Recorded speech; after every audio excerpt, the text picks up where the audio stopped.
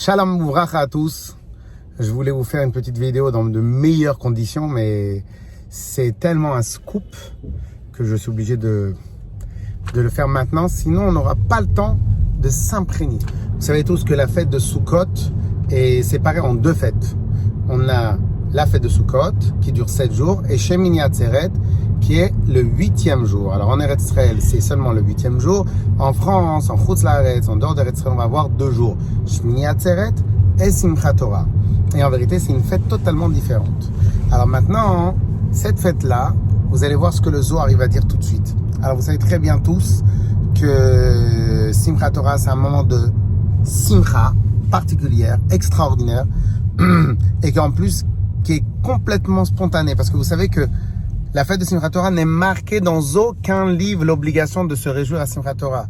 Et au final, comme le Rabbi l'explique, c'est une marque de spontanéité, d'amour des Bnei Israël vis-à-vis d'Hachem. Et c'est pour cela que tous les Bnei Israël, de manière spontanée, ils se retrouvent à la synagogue, hommes, femmes et enfants, pour se réjouir avec la Torah, pour se réjouir d'avoir pu étudier la Torah toute l'année, en tout cas d'avoir étudié, d'avoir soutenu, d'avoir des synagogues, etc., etc.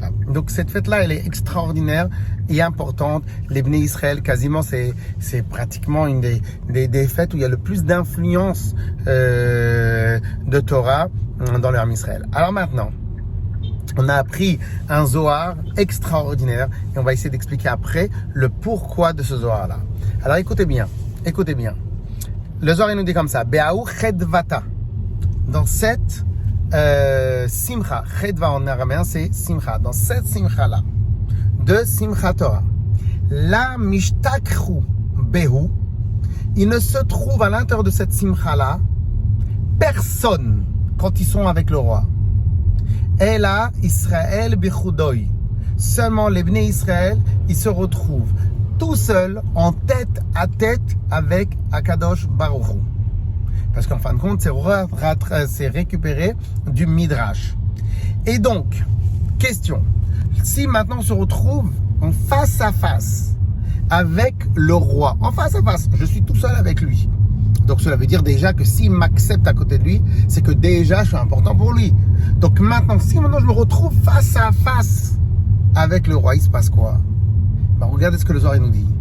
Au mandeyativ immalka, et celui qui se retrouve donc avec le roi, kol mandebae sha'il, tout ce qu'il a besoin, sha'il, il demande. Et qu'est-ce qui se passe? Le roi yahiv les. Le roi va le lui donner. Donc on répète. Toute personne qui va faire Simchat Torah, donc qui se retrouve avec Akadosh Baruch Hu à Simchat Torah, donc c'est notre cas, nous. Eh bien, pendant ces 48 heures, Kol man de Shail, puisqu'il est maintenant tout seul, en audience privée avec le roi des rois, Kol man de Shail, tout ce qui va, comme un des baé, tout ce qu'il va avoir besoin, Shail, il demande, et le résultat, Yahiv les, il va lui être donné. En vérité, on connaît déjà le Midrash qui nous dit à quoi correspond Shmini Atzeret. Ça correspond à Kadosh Baruch Hu, qu'il a eu le droit de voir ses enfants à Rosh Hashanah, à Aseret Yemei Teshuvah, et en vérité depuis Elul, Kippour, et après on a eu les 4 jours de préparation à la fête de Sukkot. Après on a eu Sukkot, une fête extraordinaire, les Bnei Israël vont au Beth Hamikdash, etc., etc. Très bien. Et qu'est-ce qui a marqué dans Parashat Pinchas? Pourquoi elle s'est appelée Shmini Atzeret? Parce que pourquoi Atzeret? Le 8e arrêt. Atzeret, c'est-à-dire s'arrêter. Pourquoi s'arrêter? Hachem dit au Bnei Israël, Caché alay pridatrem. Ça me dérange le fait que je ne vais plus vous voir. Donc venez, on fait encore un dernier repas ensemble. Le Zohar va donner une dimension supérieure à ce Midrash-là. Il nous dit, ça veut dire quoi au final? À Kadosh Baruch Hu, il nous dit, je vais faire un repas avec mes enfants tout seul. Ben, ça veut dire que tout d'un coup, on se retrouve en tête à tête avec le roi. Et quand tu es en tête à tête avec le roi, Kol man debaei, tout ce que tu as besoin, Sha'il, tu demandes, Veyahiv le, et on lui donne. Donc, Bezrat Hashem, cela veut dire, en dehors du fait qu'on a déjà demandé tout ce dont on avait besoin à Rosh Hashanah, Yom Kippour, pendant les tefilot, etc.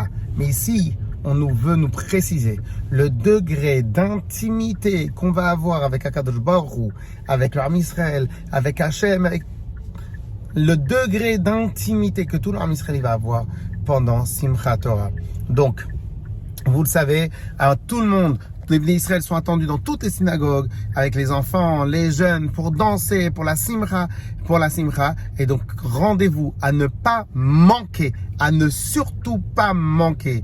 Demandez pendant 48 heures. Comme le rabbi précédent, il disait, parce qu'en fait, tout ce que le rabbi dit, c'est tiré de la Kabbale. Le rabbi précédent, il disait que ces 48 heures là de Shmini Atzeret et Simchat Torah, on peut récupérer des seaux entiers de brachot. Il faut juste se baisser, les ramasser et danser avec ces brachot-là.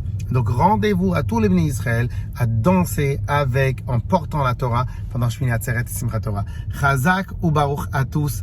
Good Shabbat, Shabbat Shalom et Chag Sameach. On vous attend tous mardi soir et mercredi dans les synagogues. Et vous connaissez le minhag du Harizal de commencer à danser aussi lundi soir à la choule. Chazak ou Baruch à tous.